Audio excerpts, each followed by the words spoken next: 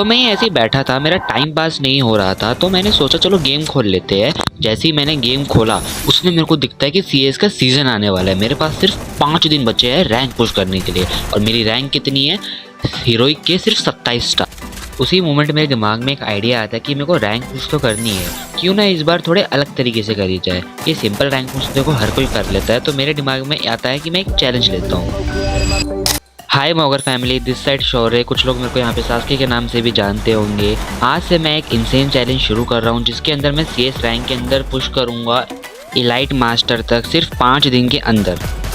अब तुम लोगों के दिमाग में क्वेश्चन आ रहा होगा कि ये सब तो ठीक है, तुम रैंक पुश वगैरह करोगे, मगर चैलेंज क्या है? तो चैलेंज ये है कि मैं हर एक दिन के अंदर एक न्यू एक्टिव करैक्टर स्किल का यूज़ करूँगा, और जो पैसिव स्किल है मैं उसको 2 बार यूज़ कर पाऊँगा। मतलब फॉर एग्जांपल ये समझो, जैसे कि हायोटो की जो स्किल है उसको मैं बस 2 दिन यूज़ कर पाऊँगा इन 5 दिनों के अंदर। जिससे ये चैलेंज मेरे लिए तो बहुत ज़्यादा हार्ड होगा ही, मगर तुम लोगों के लिए काफ़ी ज़्यादा एंटरटेनिंग होगा।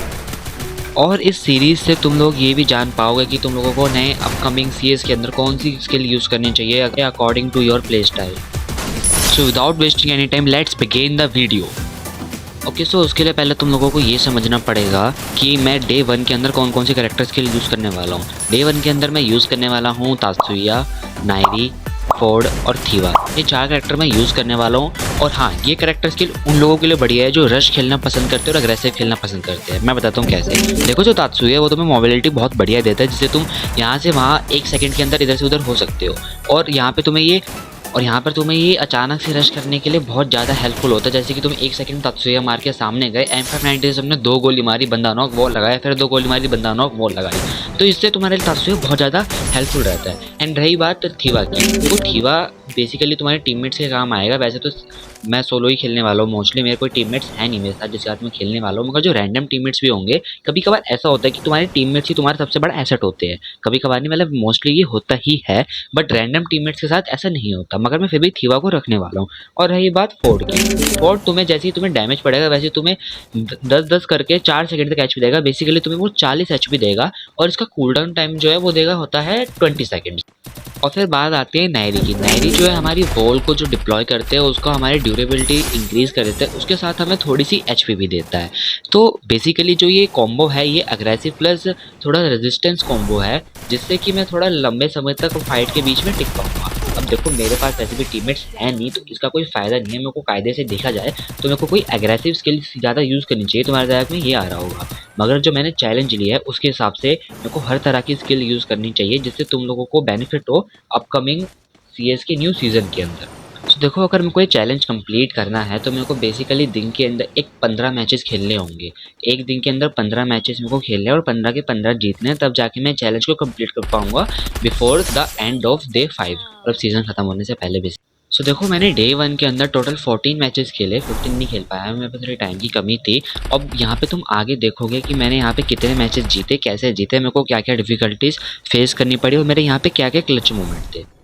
सो ये मेरे दिन का पहला गेम होता है जहाँ पे मैं इस बंदे को मैक्स 7 से मार के नॉक कर देता हूँ। फिर मेरे सामने जो बंदा जहाँ पे तुम्हें ड्रैकी दिख रही है, इसको मैं यूएसपी से नॉक करता हूँ।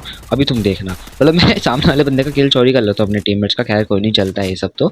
और हाँ, मैं क्या कह रहा था कि हमारे यहाँ पे स्कोर 1-on-1 हो चुका है, और मेरे को यहाँ पे एक बंदे के फुटस्टेप आ रहे थे और मेरे को वो दिख नहीं रहा था, इसलिए मैं थोड़ा आगे जाता हूँ, बेट बनता हूँ, और फिर इस बंदे को मैं नॉक निकाल लेता हूँ दोबारा मैक्स 7 से।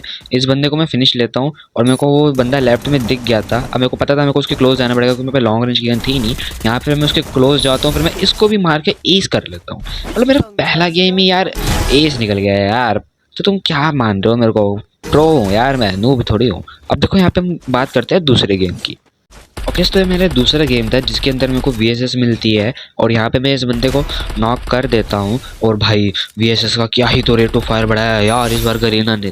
भाई मैं तुम सबको रिकमेंड करूँगा, तुम लोग एक ना एक बार प्लीज़ ये वीएसएस को यूज़ करो, क्योंकि वीएसएस का रेट ऑफ फायर बहुत ज़्यादा है और इसका डैमेज बहुत ज़्यादा नहीं है, मगर एवरेज है। ठीक है, MP40 से तो अच्छी है। फिर उसके बाद मैं इस दूसरे बंदे को भी नॉक कर देता हूँ मार के। फिर यहाँ पे मेरे सामने 2 बंदे आते हैं, जिनसे मैं एक को नॉक कर देता हूँ और एक बंदा मेरे को मार देता है। अगर मतलब वॉल होती तो मैं इस वॉल से बच जाता काश, मगर मैं वॉल थी नहीं।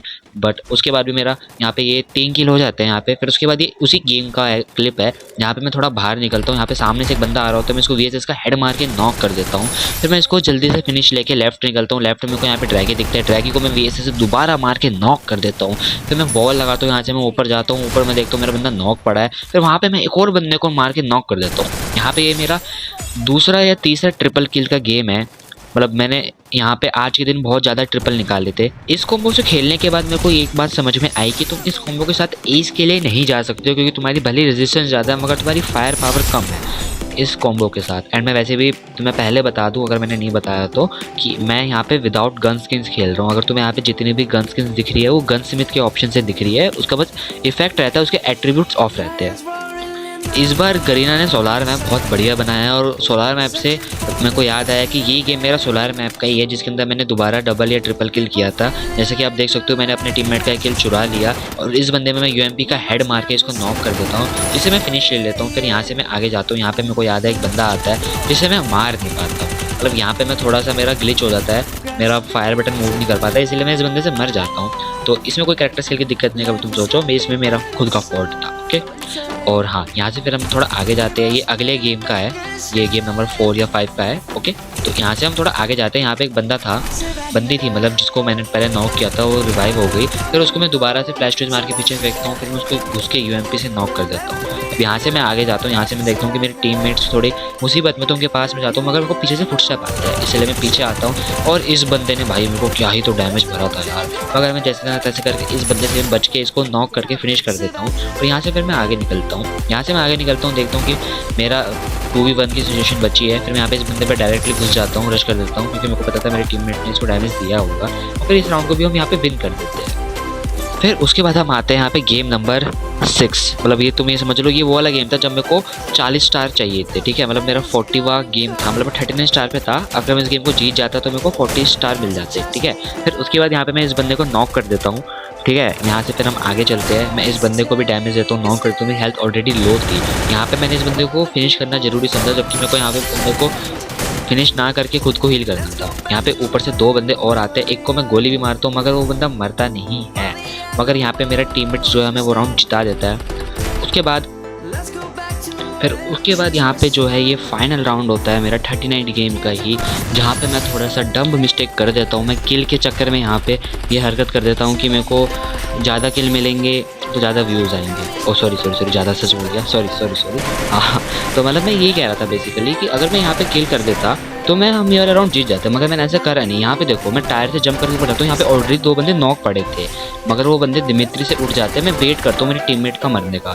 मैंने इस बंदे को यहाँ पे नॉक भी कर दिया था, मगर फिर इस सामने वाले डबल डॉक्टर वाले बंदे ने भी मेरे को नॉक कर दिया। अब मैं यहाँ से नीचे कूद के जाता भी हूँ, मेरा टीममेट मेरे को यहाँ पे रिवाइव भी देता है जैसे तैसे करके। तुम देखो मैं मतलब यहाँ पे बच भी जाता हूँ। फिर मैं यहाँ पे हील मारता हूँ, मैं बॉन फायर लगाता हूँ, मेडी मारता हूँ। इतने वो बंदे ऊपर से नीचे कूद जाते हैं और फिर वो हमें मार देते हैं, और यहाँ पे हम राउंड हार जाते हैं। मतलब हमने कितना, हम 2-0 से पीछे थे, फिर हमने 2-3 करे भी, उसके बाद भी हम मेरे एक सिली मिस्टेक के चक्कर में यहाँ पे हार गए।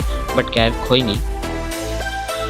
उसके बाद आता है ये हमारा 40 वाला गेम, जहाँ पे मेरे को 41 स्टार मिल गया था। यहाँ पे देखो मेरे को यहाँ पे VSS मिली थी। सबसे बड़ी बात ये है, यहाँ पे देखो मैं VSS का पहला बंदा नॉक करता हूँ यहाँ से VSS से। फिर यहाँ से मैं आगे जाता हूँ, फिर मैं इस बंदे को फिनिश लेता हूँ। यहाँ पे सामने 2 बंदे थे, 2 बंदों को मैं बहुत ज़्यादा डैमेज देता हूँ। एक को नॉक भी लेता हूँ, एक मतलब बंदा बच के निकल जाता है वहाँ से। मैं एक बंदे को वहाँ पे फिनिश ले लेता हूँ। यहाँ से मैं आगे जाता हूँ, मेरे को ये बंदा ना मार देता है। अब यहाँ पे मैं थोड़ा सा मिस्टेक कर देता हूँ, मेरे को यहाँ पे वॉल आनी चाहिए थी मगर मैंने वॉल नहीं लगाई। बट स्टिल कोई नहीं, यहाँ पे हम इस बंदे से जीत जाते हैं, मतलब इन बंदों से हम ये वाला राउंड जीत जाते हैं। और यहाँ पे मैं पहुँच जाता हूँ 40 स्टार। सो या गाइस, मैं फाइनली 40 स्टार रीच कर चुका हूँ। मैंने आज की अपनी लिमिट कंप्लीट कर दी है। अब मैं तुम्हें बताता हूँ मेरे को इस कैरेक्टर स्किल से खेल कर कैसा लगा।